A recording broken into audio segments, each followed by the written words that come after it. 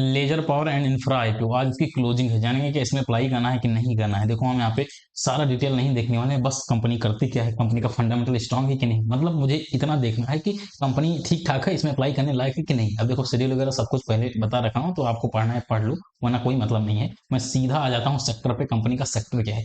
Company 1988 में incorporate हुई है। Company Kolkata based integrated manufacturer है। ये क्या करती है? पावर केबल बनाती है, कंडक्टर्स बनाती है और स्पेशलाइज्ड प्रोडक्ट बनाती है।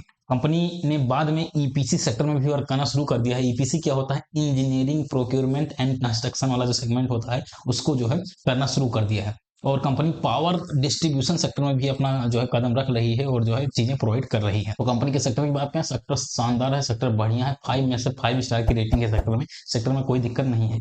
फाइनेंशियल रिजल्ट की बात करें तो यहाँ पे ईयर ऑन ईयर ग्रोथ देखेंगे तो रेवेन्यू डाउन हुआ है, बाकी सब कुछ यहाँ पे बढ़ा हुआ है, जो कि बेहतर है, बढ़िया है। अभी EBITDA देखोगे 20% से बढ़ा है, वेट 42% से बढ़ा है, टोटल एसेट 16% के राउंड से बढ़ा है, नेटवर्क शानदार बढ़ा है, टोटल बोरो यहाँ पे बढ़ा है। बट डेट इक्विटी कम होगा तो कोई दिक्कत नहीं है, डेट इक्विटी ज्यादा होगा तब फिर दिक्कत है। ईपीएस की बात करें तो ईपीएस भी यहाँ पे बढ़ा है, तो सब कुछ यहाँ पे बढ़ा है जो कि शानदार है। वही रेवेन्यू घटा है, वो एक निगेटिव पॉइंट है, बाकी तो सब कुछ देखने में सही लग रहा है। इंडिकेटर में आप देखोगे आरओई शानदार है, आरओसी भी शानदार है।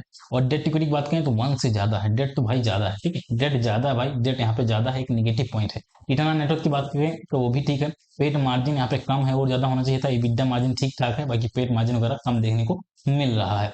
अब बात कर लेते हैं ऑब्जेक्टिव का। तो कंपनी यहाँ पे मोस्टली पोर्शन यहाँ पे जो है ये अपना डेट पे करने वाले हैं। तो डेट का जो कंसर्न है कि डेट इक्विटी ज्यादा है तो वो तो कम हो जाएगा, लेकिन यहाँ पे जब आईपीओ आता है और आईपीओ का पैसा मोस्टली पोर्शन यहाँ पे डेट पे करने करा जाता है, तो वो निगेटिव पॉइंट होता है, क्योंकि कंपनी अपने ऊपर फोकस करने के बजाय वो अपना डेट चुकाने में लगा रही है। कंपनी अपने ग्रोथ पे पैसा नहीं लगा रही, कंपनी जो ऋण ली है, जो लोन ली है, उसके ऊपर पे कर रही है, जो कि निगेटिव पॉइंट होता है। अकॉर्डिंग टू मी ये बहुत बड़ा निगेटिव पॉइंट होता है, बाकी जो भी है सो है। तो ऑब्जेक्टिव इसका क्लियर नहीं है, ऑब्जेक्टिव मतलब क्लियर है, ऑब्जेक्टिव सही नहीं है।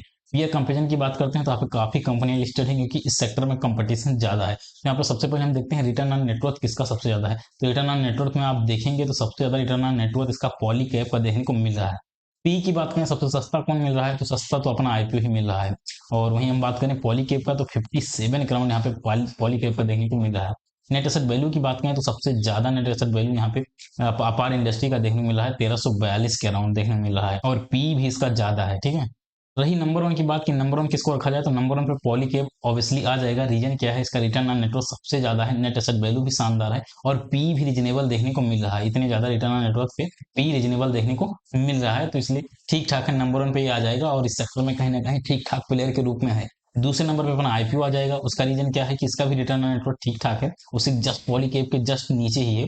और पी की बात करें, पी बहुत रीजनेबल है, इसलिए लेजर पावर जो है दूसरे नंबर पे देखने को मिलेगा। बस हमको यही जानना होता है कि अपना आईपीओ किस नंबर पे आ रहा है। तो अपना आईपीओ टॉप 3 में आ रहा है कि नहीं आ रहा है, तो ऑब्वियसली टॉप 3 में अपना आईपीओ आ रहा है, सेकंड नंबर पे आ रहा है, तो बहुत बेहतर है, बहुत बढ़िया है, कोई दिक्कत नहीं है और अच्छी बात है। यहाँ पे हम बात कर लेते हैं आईपीओ प्राइस फेयर है कि नहीं। ऑब्वियसली इतने कम पी पे जो है आईपीओ लाए हैं, तो प्राइस यहाँ पे फेयर है, काफी फेयर प्राइस देखने को मिल रहा है, बढ़िया प्राइस पे आईपीओ लाए हैं, ये अच्छी बात है। एंकर बुक की रेटिंग की बात करें तो एंकर बुक यहाँ पे बेकार मुझे देखने को मिला, 6.8 की रेटिंग है, जो कि सही रेटिंग नहीं देखने को मिल रही है। अब बात कर लेते हैं फंडामेंटल स्ट्रॉन्ग है गुड है, तो फंडामेंटल यहाँ पे गुड है, स्ट्रॉन्ग नहीं है। स्ट्रॉन्ग ना होने का रीजन आपको मैंने दिखा दिया कि रेवेन्यू में डिप आया था, यही सब जो है कंसर्न है, और इसीलिए इसका फंडामेंटल स्ट्रॉन्ग ना होकर गुड ही है। बात करते हैं जीएमपी की, तो 16% का जीएमपी यहाँ पे देखने को मिल रहा है, जो कि ठीक है, बढ़िया जीएमपी यहाँ पे अभी चल रहा है। अब बात कर लेते हैं इसमें अप्लाई करना है कि नहीं करना है, उसको बात कर लेते हैं।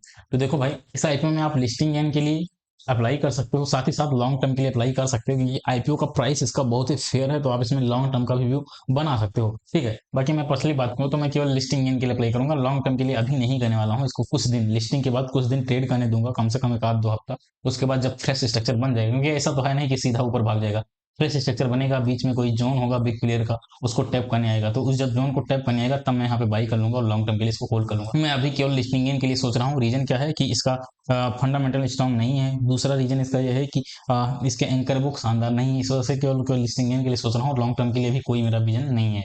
बाकी आप चाहो लॉन्ग टर्म के लिए रख सकते हो। रीजन क्या है कि इसका प्राइस बहुत ही फेयर है, तो लॉन्ग टर्म में भी सस्टेन कर सकता है। बाकी ये सही रूप में देखा जाए तो सही रूप में केवल केवल लिस्टिंग गेन के लायक है, बाकी और किसी लायक नहीं है। अब देखो, मैं लिस्टिंग गेन के लिए कब अप्लाई करूंगा, ऐसा नहीं कि अभी सुबह ही 9 बजे 10 बजे अप्लाई कर दूंगा, ऐसा नहीं है। मैं शाम को 3 PM पे एक बार जो है आईपीओ प्रीमियम की वेबसाइट ओपन करूंगा और देखूंगा जीएमपी क्या चल रहा है। यदि जीएमपी इसका 10% या इससे ऊपर का रहता है, कितना 10 या इससे ऊपर का जीएमपी देखने को मिलता है, 10% या इससे ऊपर का जीएमपी रहता है, तो ऑब्वियसली मैं इसमें अप्लाई कर दूंगा। 10% या इससे ऊपर का जीएमपी रहता है तो मैं इसमें अप्लाई कर दूंगा, वरना फिर स्किप मार दूंगा। 3 बजे, शाम के 3 बजे, ठीक है।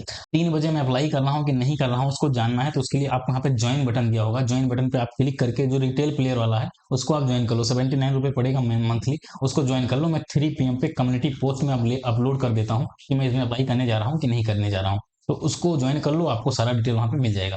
फिलहाल आज की वीडियो में इतना ही, मिलते हैं अगले वीडियो में, तब तक के लिए जय हिंद, वंदे मातरम।